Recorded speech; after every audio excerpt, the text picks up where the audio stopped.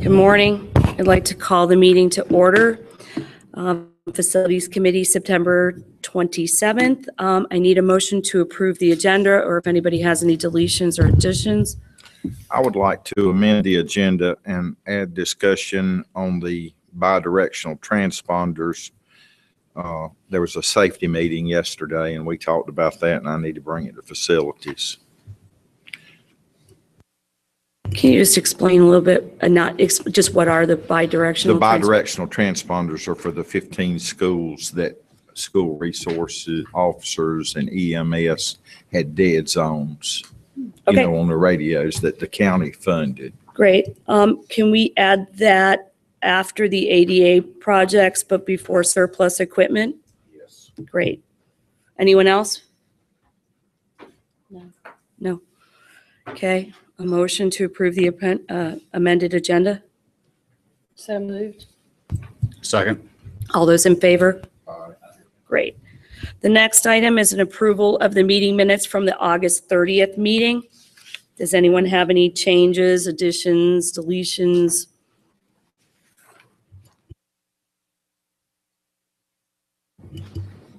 Then I need a motion to approve the minutes. So moved. Second. All those in favor? Aye. Okay. The next item on the agenda is the roundabout at Sardis Elementary update. Mr. Burnett. Yes, thank you. On the screen is one of a couple slides. With the scope of work is going to include deleting or removing our existing entrance drive on this sheet. It's going to construct a new drive, which is further west. The reason for that is to get out of the way of the tapers that are coming from the roundabout. We have provided comments to the town on this, and we wanted to also hear any comments you all might have. Danny, if you can go to the next slide. So we've moved east on the slide. So now we're in front of the school. So that is the roundabout with Unionville Indian Trail Road, Sardis Church Road on the left, and then on the right is the continuation of Unionville Indian Trail Road. You'll see the new exit, which is highlighted there, and that is in front of the school. They are proposing to remove the existing driveway. What they're also going to do is the new exit is going to impact a couple parking spaces, 3 actually. They're proposing to relocate those 3 on that side, and we can move to the further east with the next slide. And so this is the Oakwood Lane improvements and intersection, and that. So we have looked at this. We've seen some interferences, and by the way, this set of drawings is the 25% drawings. So we've just provided some initial comments to them. There's some concrete vaults that are impacted, some fencing, some signage, some items to that nature. But we wanted to make you aware of the work. One of our first questions is, what's the timeline? What's the duration of this work? And certainly that's critical given the location and the operation of the school. The expectation is it's going to be occurring in the summer. Our expectation is it's next summer, but we don't have anything back from them as far as the timeline and the duration. Thanks for the update. Anyone have any questions? Do we have any history or other schools that have a roundabout? Yes. In front of the school? Specifically, Porter Ridge campus has a roundabout in the campus. Okay, that's completely different Okay. because that's not traffic. Yeah, a road. Sure. So a roundabout at this proximity to a school? Yeah, because that is a very busy area. A lot of major traffic near a major highway. So do we have any history or experience or other schools that we could look to that have a major highway, a significant amount of traffic in front of an elementary school? We don't at Union County Public Schools. We can talk to the state and see what they have. I am aware of many roundabout projects that have been undertaken recently. And as you're probably aware, I mean, NCDOT has really embraced the roundabout concept. And so in the last couple of years, we can tap into their data. Do we have a choice here? I mean, can we let the DOT know that we don't feel comfortable having this directly in front of our school? I would certainly think as an elected board that sure you can provide comment and we can provide that comment to the town as part of this, because we said to the town, they were asking for comments. We said, we've got this committee meeting, let us present it to them. Let's see what the responses are. Ms. Merrill, I might add, in my opinion, the only thing that would accomplish what you want would be for them to move Sardis Church Road, because we basically built a school at a T intersection. But we didn't build it with a roundabout in front of the school. But I think, two directional traffic. I'm just, my experience I'm is saying if people they- get very confused. What I'm seeing in Union County with all these new roundabouts, there appears to be confusion. And then I just foresee this creating a lot of crazy confusion in front of an elementary school. well, when you brought it up, the only thing I'm thinking, they could bring Sardis Church Road into Indian Trail, Fairview, behind the church. If they would do that, that would move the roundabout 100 further towards 74, and that might, but that's the only, I would say the roundabout's going somewhere there. Exactly. So I think the roundabout, if there was another, if we could offer, another solution, it makes me nervous putting it directly in front of our elementary school. I'm not familiar with all of the church property there. I don't know if there's a cemetery behind Sardis, but the option of bringing it in at a T, it's at an angle.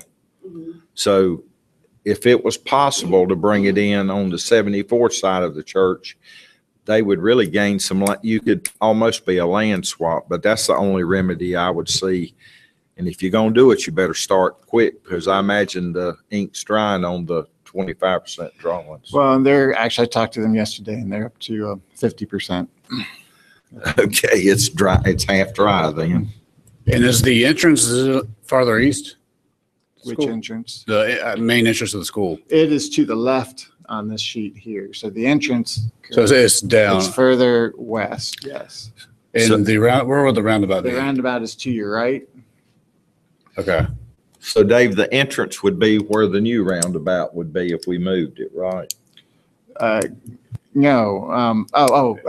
So if you look across the Sardis Church Road, you'll see in lighter print is the existing driveway for the Rainbow Center. So that's where that's coming in.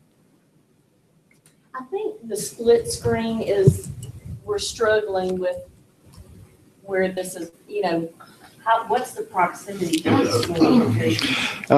What we don't have is we don't have a sheet that they provided. We don't have a sheet that does the entire area. But Okay, my question is, did the DOT come to us at nearly 50% drawing? Or did they come to us at 0%, 10%, 25%?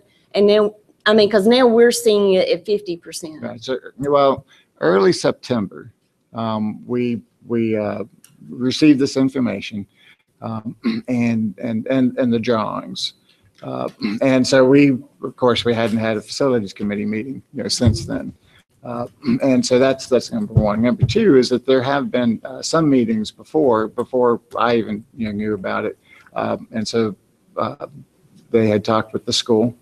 They talked with safety. And so, there's some folks that were knowing about it. But so this set that was given to us early September, early September is the 25% set. But what I think what I just heard you say is that the schools have known about this I don't know since how before long. September. I would think so, yes. I would think that the principal, But we're learning about it at 50%, so it's almost done. Oh, thank you. um, Okay. Okay, so show us now where the roundabout's going, I'll walk up there. right there. All right, that's what I was wanting to see. So there's two entrances right now to Service Elementary? Sure. These two parking spaces are going to be removed. That entrance is coming in here, and that roundabout is here. Parking space is going to be extended here. So this is the current entrance. It's actually going to be moved down to here and come this way. So will there only be one entrance? Oh, wow. So they're, I think it's one entrance, okay, so Here, now we're but then going an to be, exit on the roundabout. so they're proposing that we be competing for left and right turns with the daycare. No, Because you're saying that the new entrance would be directly across from the daycare? entrance So we're going to be competing. Think about our neighborhood, That's entrance, huh? that's the entrance, so you're not coming out of that. It's entrance only. Because you're You're going to just going in. Okay, You're gonna exit here. okay. Onto the roundabout. Or you can continue down here and go up Oakwood and exit there. Let me ask something there, because I knew I had So worked, only the exit. I had done some work at Sardis Elementary. Oakwood Lane, I thought there was a road beside it. Is it possible that we would want to look at moving that as our access points over there? To get us away from the roundabouts. There already is one. I know, but what I'm saying is, Are you saying, Mr. Ray, instead of having the main entrance in down front, here on the left, use Oakwood Lane as an entrance right, to the As school? the exit. Well, Well- they're proposing using it as an exit, but I think Mr. Rape is proposing using it maybe as an entrance and an exit. right. Yeah, so we need to have the cars drop off on the right-hand side. So if you wanted to enter here, you'd have to have some way of coming around here and then In coming looping, back. right? Well, You can't have people going in both ways into. but that could be something DOT could do for us, isn't it? Oh, sure. Buses. Yeah, so the buses are here. The Mhm. buses can go out that way. Right.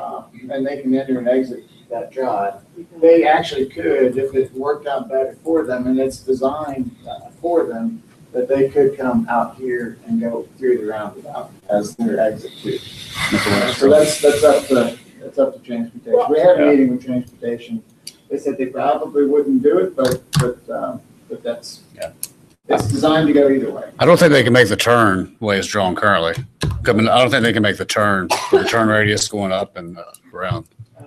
Yeah, again, I mean, like I said, we talked to transportation to see if they had any, if that was gonna be their preference. It's designed, especially, for the radiuses, this radius should handle that. Yeah.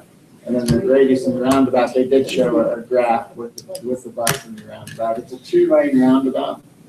And with the bus, it was. Oh, so even Yeah. more craziness. Well, I think that's far safer than what we currently have. I agree. I think it's safer than what we have right now with the T. But I don't like two-lane roundabouts. They built one of those in Weddington and then they got rid of the second lane and put it to one because it was a It's a disaster. nightmare. So maybe they'll figure that out as well once they And build it. I'm Now assuming it's just all yellowed, hashtagged off. so. we would have traffic control, like a traffic control person in the roundabout during, No. okay. Yeah, that, And what can't imagine a scenario where they would have a traffic person in the roundabout. But if we were to continue to use the Oakwood Lane for buses, then that might be something where we would need to consider having a person there.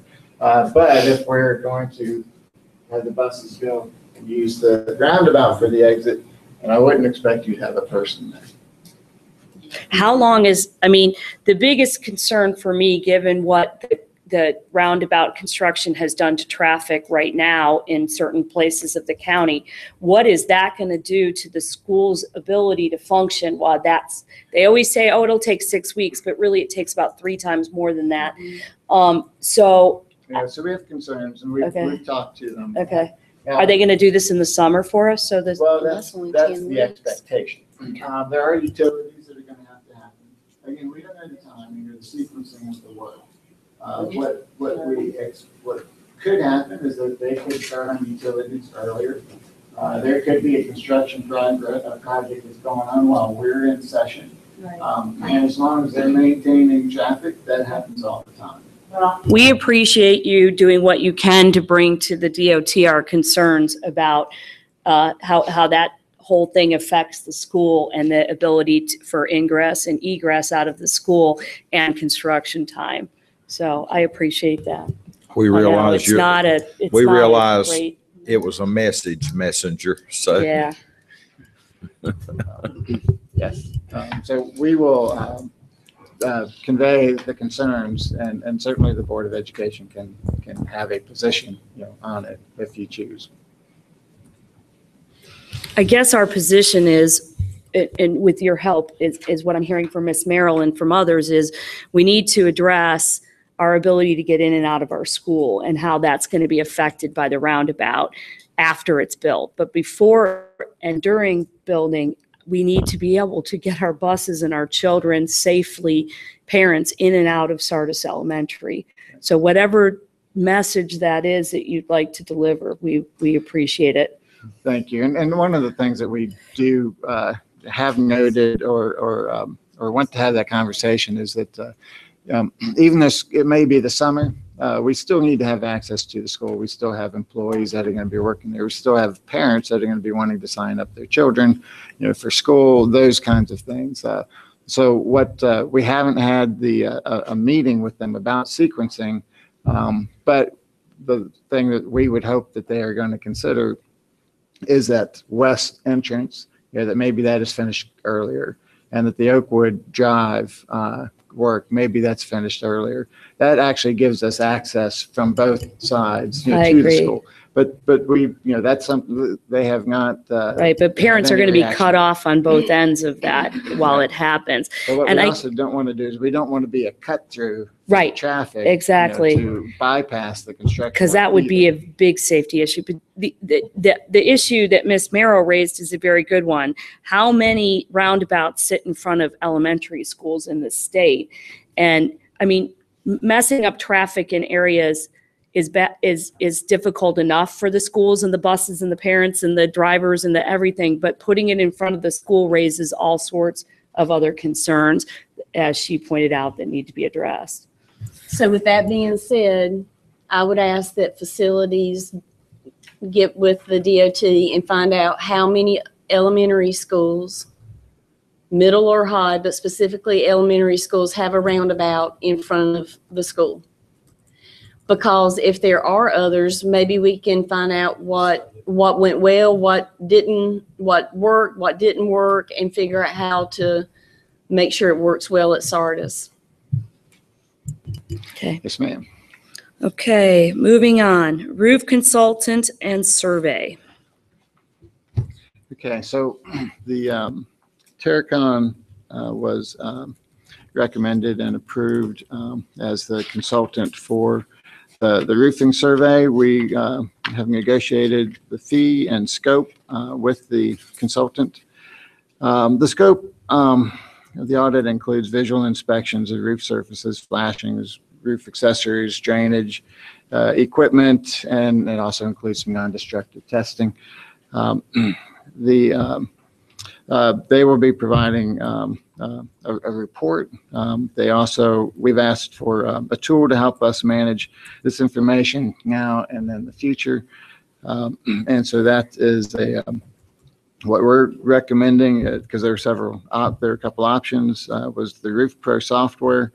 And that's going to be maintained on cloud servers. And that's hosted by another company. It's called Digital Facilities Corporation. So the base scope for Terracon, that fee is $168,000. Add the tool for the Roof Pro software, that's $15,900. So that comes to a total of $183,900. That $15,900 item, not all of that fee, but that would be something that would be ongoing. If we had the proposal included, and so on page 4 of the proposal is the item number 2. We were looking at and recommending option B, which actually was less than option A, but the annual subscription is $7,000, and some upfront costs, which would be the year 1 only, would be the training and the integration into the spreadsheet and the data and coordination. I guess the question that I had is why B over A? Because the annual subscription is $7,000. So into year 2, there's more stuff that you like in option B than A? Because once we get into year 2 and pay the $7,000, we're already over what the A would be. So coincidentally, I mean, it worked so that it was cheaper, and that was something I wanted to mention. But it wasn't cost. It wasn't. It was not. Okay, good. Cost was not the factor. And Okay. so when we were looking at what we were getting, we liked the option B better. And did you guys discuss with IT if we can do this on our computers? I know it's a cloud hosting, so it's not going to be an issue with. We didn't have that discussion, but really There's nothing to worry about. Yeah. Okay. Yeah, just one thing I want to know on the enterprise license, you do have to pay a subscription fee after the first year for any upgrades or Anyways, anything. So okay. usually what they do is subscriptions are cheaper in the long run because you automatically get the upgrades or whatever you need. Okay. And the other question too about the cloud services, do we own the data that's put into the cloud? So I mean, if we terminate a contract with them, we would be able to get the Right, data. and that was something we wanted to make sure, as far as reporting, as far as our ability to manage the data. I mean, we wanted to have that data so that we could be putting it in spreadsheets, that we would have a database, for it. So we will have that information. Okay. Mr. Burke, I have a question. I heard, did you mention a nuclear, I mean, do we get any self-detection equipment in this deal if we think we have a problem, or do we call I them? thought there's in 4, the non-destructive testing can include infrared thermography, but isn't it, as they may determine, right? So My question is, would, the one that I was present on, it was about a $20,000 machine. You're there at sundown and you can just go around with it and red spots show up. That's what it was. Yeah. Yes, that's So what we this get is. one of those. No, So we don't. get we one. don't. But if there's a suspect area, then they would do the infrared testing. But my point is, we don't really want to take all people completely off the roof, do we? I mean, would it? Oh, no. Would it not be nice to have one machine and he sweep these roofs periodically just to see it before it starts dripping through? But this isn't periodic, right? This is a one snapshot in time assessment of all of our roofs. So Right. all we're hiring them for on this is a one snapshot in time, loading it onto our database, and then we can kind of take their recommendations and go from there. So this isn't a maintenance thing, but rather just an assessment thing. Because I too was concerned about the infrared thing, because it's as they determine to use it. What about on the TPO roofs that we have left? Because that appears to be the only way we can tell if there's any breaks in the membrane on the roof is through infrared. So can we tell how many TPO roofs do we have left? A handful? 9 or 10. 9 or 10. Is there any way that we can put in there that we want them to do infrared testing certainly can. on those roofs, just because it's the only way that we've been told that they can determine if there's a problem on those roofs? Yeah, we can have. Is that what you're- there'll be a That's what I'm cost. saying, but it seems like to me, we're going to need one device where once they get the information to us, where who's going to monitor it after they do the. Well, we're gonna, once we get the assessment in, I assume we're gonna then talk about the maintenance, the next step, which would be maintenance. This is just solely the assessment to tell us what they think of all 55 of our buildings and where the roof stands, so that we can have some understanding of then discussing with Dave and his crew about where we would go from there. Well, based on what I saw, that machine and that person that operates it will be one of the most important positions with facilities because Right. they keep the building straight. Right. I do think that for the TPO, the buildings that we own that have TPO roofs on it, it would behoove us to have them do the infrared testing just to make sure that there's no, I don't know how else they could tell. Is there? Well, they'll have to do that on all roofs. So. No, as far they're as- not. I mean, That's and what an I'm equipment saying. Item, and that's certainly something that we can discuss. You can actually use the infrared on building elevations too. So it's not just roofing. So really, it's a tool that we could use elsewhere, and it would be very beneficial. We didn't have them do blanket infrared testing, and the thought was that if we had issues, then we would specifically look at those. And really, that's just again trying to be mindful of cost. But if we're thinking of, and if there's the desire to have the equipment, we're all in on that, and I think that would be helpful. So you mean to buy it ourselves? I think we need one, it's like a fire extinguisher. We're not going to fight the fires, but we need something to knock it down till help gets there. And And how are they going to do outside of this non-invasive area. evaluation on the non-TPO roofs? I'm sorry. How are they going to do non-invasive evaluation? So it's visual inspection. And when you see areas that require, like, we think there's a problem here, then we go further. And that's something that when it's beyond the scope, we will be working and approving, the further look, into it. Well, they say one look's worth 1,000 words. When we were up there, what we found was any place you could see a ponding of water area stain, not the water, but where the dust had sort of collected, they would go there and check it. And that's where we found most of our things at Newtown. Okay. And it's just shine it on it like a flashlight and it shows. So I can't imagine not using that on all of them.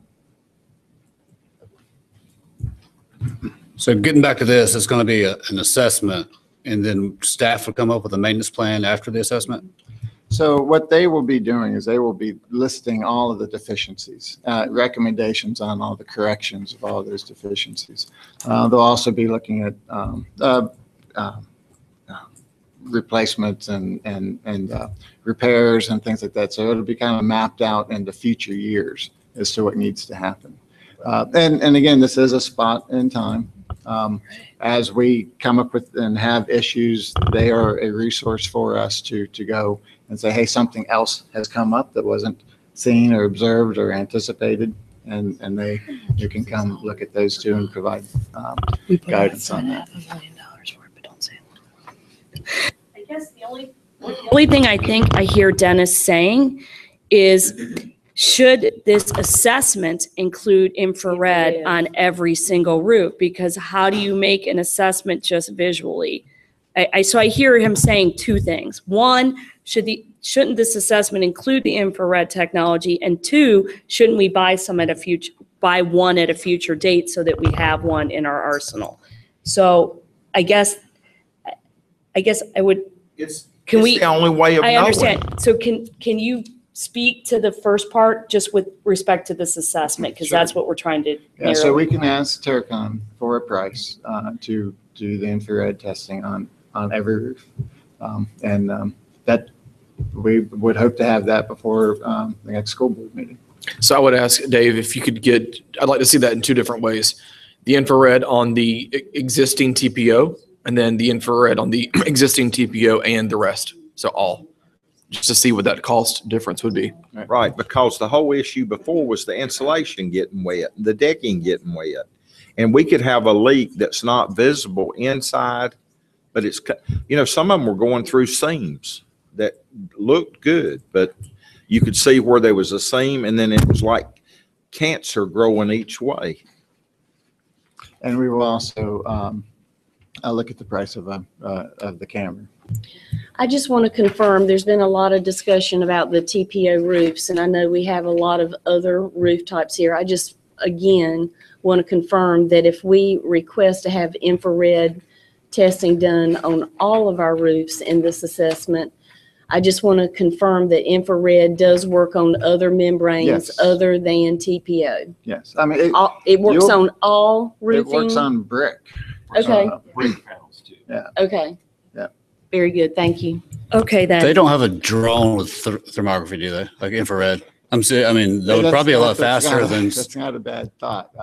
I don't know that I haven't seen that yet. I know they have it. I don't know if they're licensed for it or if they could maybe get a surveyor to do that.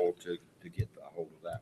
Well, Okay, so what I'm hearing is that we can make a motion to approve what you've given us, but we would like you to go back and ask about infrared, the cost of infrared testing or an infrared drone or something along those lines and how much that would cost.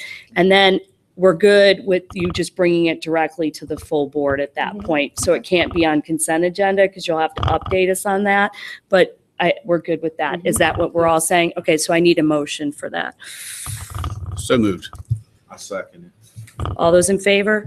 Aye. So we're recommending this to the board based upon what Dave comes back with. Okay, Mr. great. Burnett, I would like to thank you for that. And I want to say our number one concern is the roofs of our schools. Okay, next on the agenda is the capacity update. Yes, wanted to let you all know, the Union County Fire Marshal's Office is looking at assembly spaces at our schools, and they will be posting those capacity ratings as they get to them. They did go to one of our schools. They reviewed that capacity. In that particular case, it was lower than the numbers that we had used. And that was really because of some later add-ons into that space. We did work with the fire marshal and the school in that case, and were able to remove some items, which then increased the capacity. But the point is that they will be looking at the assembly spaces, which includes dining, and why that's relevant is the Citizens Advisory Committee, as part of their data, is using dining in as the core capacity. So those numbers are likely going to change. We don't expect that there's going to be significant changes, but they will be, going up or down or something like that. And the numbers we want to use the fire marshal's numbers, and so that's good. The timing on this is that they're going to. They started on it. They had to take a pause because they have other items that they're going on. They said in late October they were going to get back onto it. Don't know how long it's going to take them to do the whole thing though. Okay. Thanks for that update. I guess the only thing that I would add is the Citizens Advisory Committee right now is using classroom capacity, but we agreed to look at core just to make sure there wasn't any schools where the core would be an issue with respect to the classroom capacity, but we do need to look at core, so you're correct. So that'll be interesting to see when they come back with all that. I appreciate that update. Does anyone have any? So the fire marshal, so we're going to post occupancy Yes. in all of our cafeteria It's spaces? assembly spaces. So you should have it in cafeteria, auditoriums, gymnasiums. Gyms. Are we, after we do the gym spaces, are we going to request to have our auditoriums and gyms done? Well, yeah, I mean, this actually isn't even a request from the school system. This is a service that the fire marshal provides. Mm-hmm. So they just do that. Okay. Ms. Merrill, I would like to point out, this is how we ended up funding a new auditorium at Benton Heights, because somehow the fire marshal got involved there and he cut half the seats are not usable because of exits. So it's a good thing, to have, the fire marshal go through the facilities and see those types of things. So would we be responsible for posting that number, or does the fire marshal post that plaque for the public to see it when they enter? In the case of the school before, I believe they provided the placard, to the school to post. So they didn't physically post it on the wall. They gave it to the school to post it. And how could that be interpreted or misinterpreted depending on whether they have 2 lunches, 4 lunches? So it's at a given time. At one point in time, you can have 320 students in this particular space, or people in this particular space. So if a parent walks in and doesn't understand that there's multiple lunches, or that it's the principal's discretion on how many lunches they run through that dining room, a parent could misinterpret that data. So when we do capacities, like a capacity of the dining, we're going to look at it as the number of lunches, the cycles. How many cycles are they going to have? 3 or 4 or 6? They just can't exceed the number that's posted at that one time, at that any point in time. So so on our core capacity sheet, we take the capacity, we would take the capacity that the fire marshal set and multiply it by the number of lunches we have. So yes, that's something important for each to know. Yeah, and I'm not concerned for myself because I know how many lunches the schools run. I'm concerned about, parents, grandparents, people walking into the school. So could the placard, can we ensure that the placard says per lunch? Or Yeah, Maximum occupancy. per lunch? well, it's just Something they can say for lunch, or it could be. Yeah. yeah, it's just. I do think that on our sheets regarding core, we could put that. Like, if a middle school is holding 6 lunches and the allowable amount at any given time is 300, then that's 1,800 that we can fit in lunches for our purposes of core. So maybe it would be a good idea to talk to the 53 principals at some point and determine how many lunches they're holding so that we know it. I know DPI uses 3 or 4, but I don't really believe that that's how some of our schools function. Some of them do, some of them don't.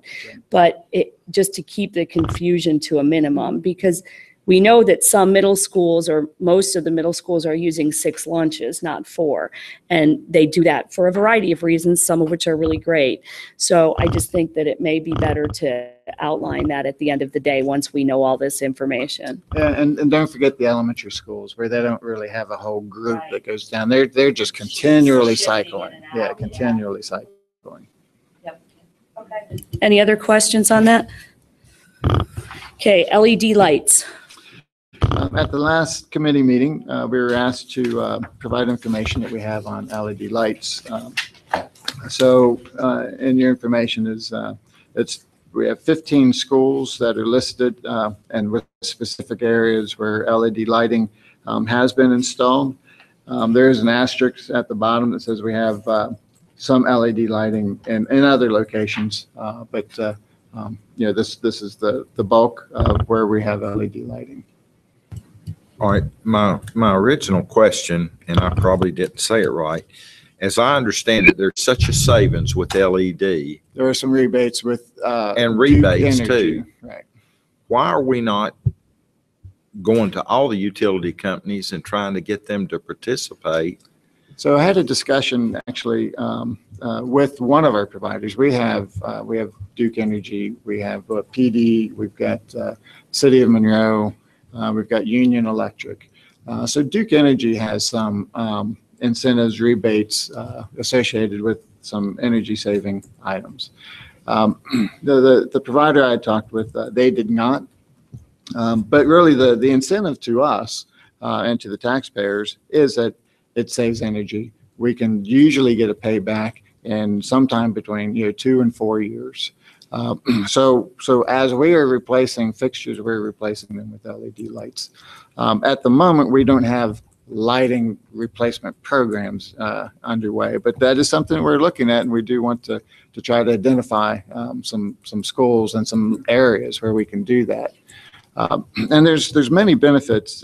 I like LED, and in my past we were doing replacement programs. Want to be able to do that here. So we think we've got a little bit of a start on how we think we can start to achieve that and start to get that program going. I was thinking of the savings, ongoing savings, and I would like, and I know y'all have so much work to do, but on the ones where, like Mr. McManus, I believe the new part of Walter Bickett got replaced, Well, the whole school. but was the new replaced. part got done free. Right. And it just, let's find some more free deals out there. Right. Do Right. So what? we did look at, so Sun Valley is a project that's coming up. And so there was discussion about, trying to do the same thing. And it didn't pan out the way it did at Walter Bickett. But as we are doing new work, and in the case of Sun Valley, and the bond work, I expect we will be speccing LED lighting, and we should, that is a Duke school, I believe, and that, we would be seeking the reimbursements and the incentive that they have in place. Well, only other thing to be mindful of is let's do it before the rebates run out from the government or state or manufacturers. Let's don't do it the month after it ends. Yeah. Okay. Anything else? Moving on. Monroe High School consultant fee. This is the architect fee proposal because our last one. Yeah, so, and recall that this is the project that the architect, Bergman and Associates, that we're terminating that contract. So we have negotiated with Morseburg for a fee. That fee, total fee is $360,500. We are, and that is a favorable number as we compare against the previous contract. But the construction budget is about $3.8 million. The project includes the same scope that the Bergman had. So it has the auditorium component, which is CIP, and it has the bond component. So that's the recommendation, is that the fee is $360,500. That includes $2,500 for reimbursable expenses. I have a question. How much did Bergman contract to do it for? That was $374,900. So And how much have we paid him? $14,000. So basically it's the same money. I need a motion I make a motion to accept that bid, to recommend to the. Board of- recommend to the full board. Second. All those in favor? Okay. Next is the Monroe Middle School renovations. Okay, and we did negotiate again with Morrisburg Architects. They have proposed a fee of a total fee of $312,000. That includes $3,000 for reimbursements. The project scope is for a variety of things. It's landscaping, parking, the classroom wall renovations that I'm sure you're familiar with. Some window blinds, HVAC, ductwork, fire alarm, and intercom upgrades, and door hardware. So let me mention a couple of those items, like the fire alarm, intercom, and HVAC ductwork. That is future CIP items that we're bringing forward to this project, because we're trying to make this as cost effective as possible. We don't want to put in a new ceiling, new lighting, and things like that, and then next year take that out as we work above ceiling. And then and there are significant projects in future years that we're going to be in that ceiling. So we're trying to bring that forward. What we want to do is to next month bring to you a tentative CIP. The CIP changes because we need to keep those years the same. The total amount of the for next year's CIP and the following year's CIP, we need to keep those amounts the same. So as we bring these projects forward, we need to identify the items that need to get pushed back so that everything stays the same. So at next month's meeting, we want to propose that to you, but we're at this time, we're not anticipating that you would act on it. Because really it probably makes sense to wait until we design the project, have a good idea where we are, maybe even bid the project, because we'll have to go to the county commissioners for that funding change. You probably only want to go once. So that's the thought there. There's no probably about that. Okay.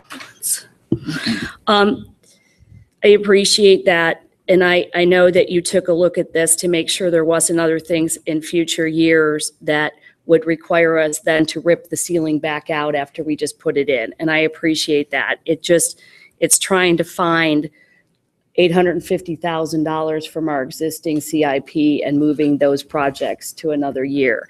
And I don't love that, but I appreciate that you took the time to figure this out so that we weren't duplicating things in the future. I do have one question. It says that we've already spent about $76,000 at Monroe Middle School. Can you tell me what that was for? Sure. So number one, there's a branding effort, that occurred this summer. Much of that we do expect to have to be reimbursed for. So that hasn't happened yet. But there was cost associated with that. We also have purchased furniture for the school in a couple locations. It's 4 classrooms. That actually is going to begin to be installed today in one particular classroom, and then tomorrow's a half day, and then Friday they're out of school. So we will be moving furniture in to these spaces and moving the old furniture out. So that effort is going on, and that's part of this money. We also, room 510, have repurposed that room. And that was largely in-house and materials and things like that. But that was ceiling, lights. There's a furred out wall. I'm sorry. This is the 6th grade This lab is the upfit. science, yes. And paint. And so it's a spruced up classroom, and it'll be functioning here on Monday. Okay. The only thing I'm concerned about is budget. And the 6th grade lab upfit was supposed to cost about $50,000, and we're at $76,000. But you're saying there's more than just that upfit, because I know that when we get into the walls and all that stuff, that $1.4 million may not hold. And I'm just worried if we're already I know it's not a lot of money, but we're starting to get behind a little bit. But that includes the $76,000 includes some of the $336,000 in furniture. Is that what you're saying? Right. So the future furniture, is probably our variable, that we would want to use. If it costs more on the construction side, then we would do less on furniture. And I'm not holding anybody to the original numbers we were given, because I know they were just off the top, but I just like to try to figure out where we are within our budget, so we're not spending too much in one place and Right. not holding back for the other. So I appreciate that. And we do, the expectation, is that there was a reimbursement that's going to occur from our provider, and that all that, goes well, that $76,000 comes down. How Okay. much is that reimbursement going to be? I don't know. Well, if we don't know, then we don't know Well, what really. we can check. I We mean, have it's to coded. assume that we paid for it for now, right? I mean, I don't think we can make Well, I any. guess then that leads to my next question. If we're going over budget, But he said we didn't go over budget. Because if we get reimbursed? no, we didn't go over budget at all. He's saying that there was 50,000 for what I think he's saying is there's 50,000 for the upfit. We spent that, but we also bought furniture, and that's a separate budget. So 336,000 for furniture, and some of that 76,000 is furniture. So they haven't bought the whole lot of furniture. They only bought some of it. So he's saying we really are kind of on budget because the furniture came out of a separate line item. So we didn't exceed the 50 that Correct. you were. That's what I heard him Right. say. And the $50,000, which was from April, Right. did not anticipate that we were going to be front loading furniture. So the front loading furniture was a way to try to get this, jumpstart this program and get things going faster than we could do with construction. Because construction is the design, the permitting, construction, that takes time. So we front loaded some of that with furniture. And I'm assuming that the furniture in the other classrooms are the other science labs that are in the school, because I know there's the 7th and 8th grade labs Is that, and I assume that's where we put them, or are they in just in different spaces? You don't know. Danny, It's okay. I know that we weren't having to upfit more than one classroom for the STEM lab because the 7th and 8th grade already had them. So I assume that that's what we're doing. And the primary focus for this building was to be, okay, remember, we're starting this program with 6th grade this year, 7th grade the following year, 8th grade. So the idea was to phase this in over the course of 3 years, both on the programming side and the facility side. So the main STEM lab that we're talking about that was repurposed would be for your 6th grade kids taking neuroscience this year. Okay. So I appreciate that. So we need to have a motion to recommend to the full board the hiring of the architectural firm to do the architectural and engineering stuff for the projects. So moved. Second. All those in favor? Okay, next. ADA projects at various locations. DH&A Architecture has submitted a fee for 88 projects at 9 schools. Those 9 schools are East Union, Forest Hills, Henby Bridge, Indian Trail, Monroe, New Salem, Shiloh, and Sun Valley. The proposed fee is $76,500. And the total budget for this work is $889,080. That's the total budget. What comes out of that is asbestos and the design fees and permits and contingencies or testing. Okay, unless anyone has any questions, can I have a motion to recommend to the full board that we contract with DH&A Architecture in the total amount of $76,500? So moved. Second. All those in favor? Aye. Next item on the agenda is the bidirectional transponders at the 15 schools. Mr. Rape? Yesterday at the safety committee, Jerry McCraw was telling us that he's trying to get some talks start with Curtis Teague, and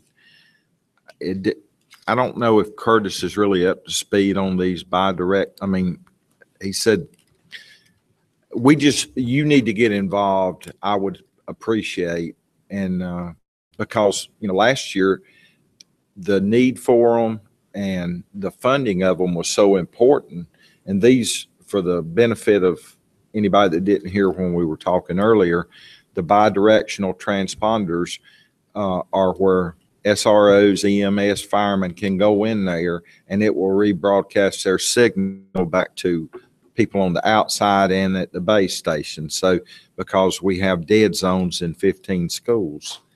And I was actually shocked when I heard that we hadn't done nothing on it, and yet it was such a big need. But it doesn't, the big thing is it doesn't reside in the school's budget. It Right. resides in either the sheriffs or the EMSs or some. Go ahead, Mr. I got some information from Jared this morning. He talked to Curtis Teague. The amplifiers will be installed at 15 UCPS school locations.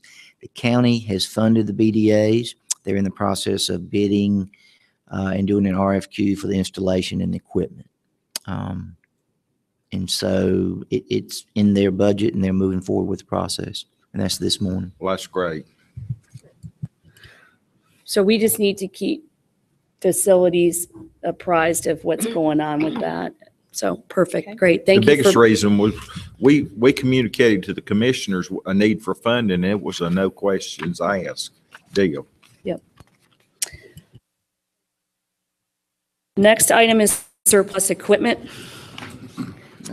We have 4 pages. and this is just for FYI. Right, okay. Does anyone have any questions? No. Yep, either. Okay, the next item on the agenda is the construction update and the capital projects update. We used the same format that you all noted last month that you liked. Rather than going through all these items, certainly can answer any questions. Did note with the Monroe Middle School project that furniture is going in this weekend. And really, if there's any questions on any of that. I have just a couple quick ones. Was there any remaining contingency on the Walter Bickett education or Walter Bickett Elementary School project? Are we? No, there's No. no contingency in the contract like that. There's not, okay. The other question is, when do we believe that the Forest Hills Auto Classroom will be open? Any idea? We're talking next semester, December? The last update I had, this is the first week of school, the principal and I were out there. I talked to the GC and they were aiming for sometime in November around Thanksgiving would be when that project would be complete. That's what I was told then. Okay.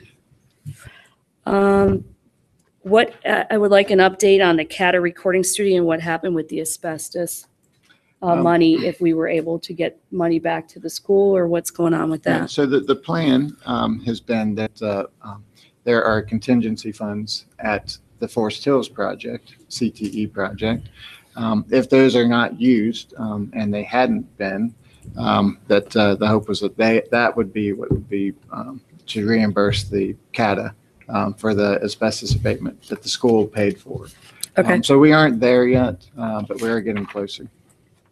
How much was the asbestos abatement? Neighbor, it's in the low 20s. That's correct, yeah.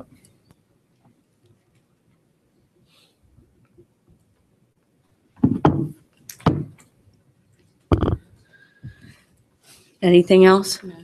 Okay, anything on the building zoning permit information?